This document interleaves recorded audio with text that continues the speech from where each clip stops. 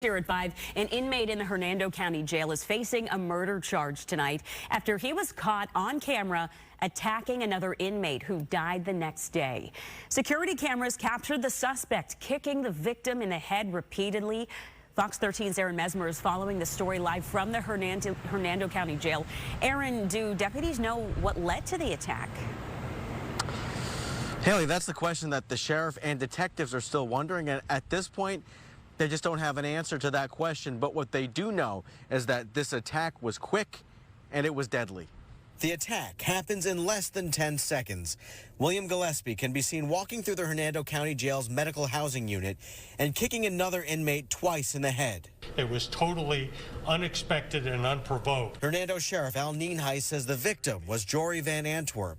Last Friday, Van Antwerp was getting treatment in the medical unit for what the sheriff says was a pre-existing serious health issue.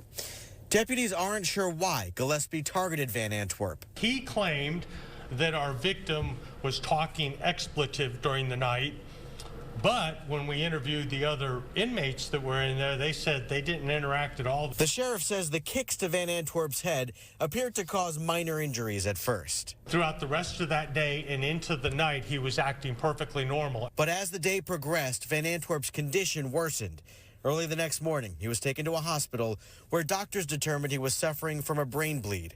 Hours later, Van Antwerp passed away. And so for that reason, our suspect was charged with second-degree murder. The sheriff says Gillespie was in jail on a battery conviction and was already facing additional charges for fighting with other inmates.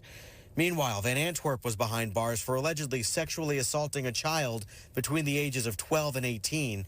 The sheriff doesn't believe Gillespie knew about the accusations against Van Antwerp. We're about as confident as we can be that he had no idea it was I guess a crime of opportunity. He happened to be the closest person to him when he exited his cell and just, just snapped, I guess. And according to the sheriff, Gillespie has 11 prior felony arrests, 5 convictions, but he was not considered a violent felon that would have required him to be separated from other inmates. Haley. Aaron Mesmer reporting tonight from Hernando County. Aaron, thank you.